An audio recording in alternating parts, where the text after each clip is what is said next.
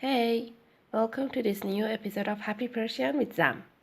In this lesson, we are going to learn how to conjugate the verb to have, which is داشتن, learn the name of some body parts, and of course, as I will repeat subject pronouns again, you will have the chance to review them.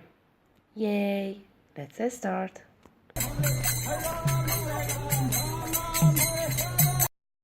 من 2 سر دارم.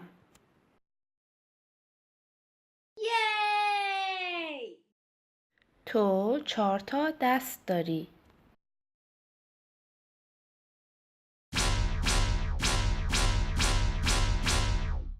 اون 1 پا داره.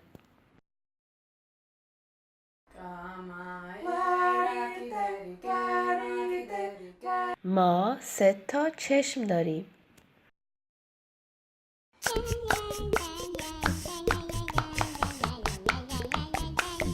شما 6 سینه دارین.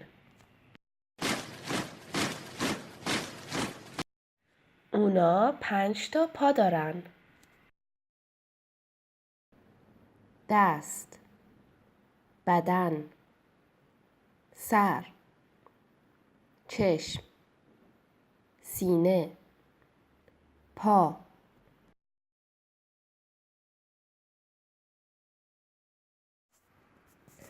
داشتن، دارم، داری، داره، داریم، دارید، دارن. Great, that's all for this lesson. If you have found this episode helpful, don't forget to subscribe to my channel. خدافظ, till next time.